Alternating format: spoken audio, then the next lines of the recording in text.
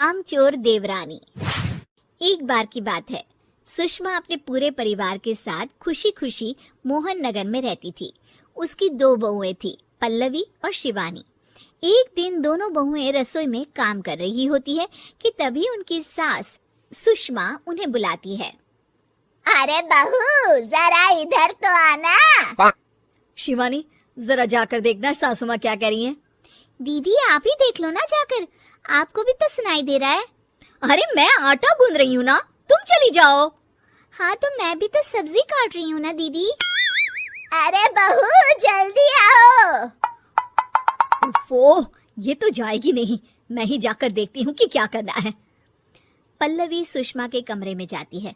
जी mummy जी, क्या हुआ? शाम को घर पर कुछ मेहमान आने वाले हैं, तो तुम अच्छा सा खाना बना लेना बहू। ठीक है मम्मी जी, आप बता दीजिए क्या क्या बनाना है और कितने लोग आ रहे हैं। सुनील की मौसी जी और उनका पूरा परिवार आ रहा है। कुल मिलाकर 3 लोग और हमें मिलाकर हुए 9 लोग। तो अभी से ही तैयारी करना शुरू कर दो। और हाँ, घर की सफाई भी कर देना, हाँ अच्छे से। जी मम्मी जी, सब काम हो जाएगा, आप चिंता मत कीजिए। पल्लवी शिवानी को घर में मेहमान आने वाले हैं इसके बारे में बताती है।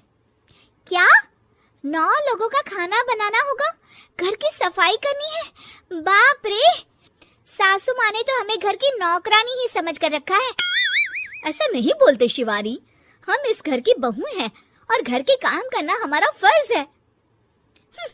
दीदी तो है ही सासू माँ की चमची, जब देखो सासू माँ सासू माँ। मैं तो इतना सारा काम नहीं करने वाली। शिवानी कपड़े लेकर गमला साफ कर रही होती है और चक्कर आने का नाटक करने लगती है। मेरा सर चकरा रहा है। तभी वहाँ पल्लवी और सासू माँ जाते हैं। अरे बहू, क्या हो गया तुम्हें? मम्मी जी, बहुत तेज सर में दर्द हो रहा है। तुम एक काम करो शिवानी, आराम कर लो। नहीं नहीं दीदी, घर में मेहमान आने वाले हैं, मुझे आपकी मदद करनी चाहिए। अरे कोई बात नहीं शिवानी, तुम आराम कर लो, मैं सब काम कर लूंगी। ठीक है दीदी, अगर आप इतना कह रही हैं तो आराम कर लेती हूँ। शिवानी आराम से अपने कमरे में मैगजीन पढ़ रही होती है।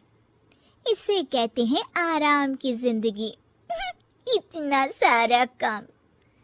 चलो, सारा काम खत्म हो गया, शिवानी को देख आती हूँ। शिवानी अपने कमरे में ईयरफोन में गाने सुनते सुनते सो जाती है और उसके साइड में मैगजीन भी रखी होती है। पल्लवी वहाँ आ जाती है और वो सब देखती है। ओहो, तो मतलब सब काम चोरी का बहाना था। अभी बताती हूँ इसको। घर का सारा काम मुझे करना पड़ा और ये महारानी यहाँ मैगजीन पढ़ रही है, गाने सुन रही है। पल्लवी रसोई से एक प्लेट और चम्मच लेकर आती है और शिवानी को थाली बजाकर उठाने लगती है। शिवानी अचानक से उठती है। उठ गई महारानी, गाने भी सुन लिए, मैगजीन भी पढ़ ली। तुम तो बहुत बड़ी झूठी निकली शिवानी। तुमने सर दर्द का बहाना बनाया ताकि काम करने से बच सको। हाँ, बनाया बहाना, तो क्या करती, इतने सारे काम करती। मुझे कोई शौक नहीं है चापलूसी का। क्या चापलूसी? तुम्हें लगता है कि मैं सारे काम चापलूसी के लिए कर रही हूँ? नहीं तो क्या। तभी वहाँ सासू माँ आ जाती हैं। अरे बहू, वो लोग बस आने ही वाले हैं, तुम तैयारियां कर लो। जी सासू माँ, तुझे तो मैं बाद में देखती हूँ। सब खाना खाने बैठते हैं और खाना शुरू करते हैं। तभी सुनील की मौसी बोलती है। वाह भाई वाह, खाना तो बहुत ही अच्छा बना है सुषमा जी, एक एक चीज में क्या स्वाद है। ये सुनकर शिवानी मुंह बना लेती है। उसे अपनी जेठानी की इतनी तारीफ रास नहीं आती। आपकी बहुएं तो बहुत ही अच्छा खाना बनाती है। हाँ, बनाती तो दोनों ही अच्छा है, पर आज ना ये सारा खाना बड़ी बहू ने बनाया है। छोटी बहू की तबीयत ठीक नहीं थी, सो इसलिए। मानना पड़ेगा सुषमा जी, आपकी बड़ी बहू तो बहुत ही गुणवान है।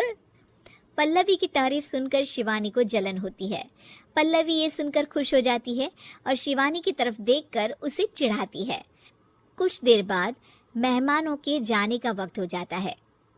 मौसी जी सबके लिए उपहार लाई होती है। वो सबको शगुन के पैसे देती हैं और अंत में पल्लवी के पास आती है।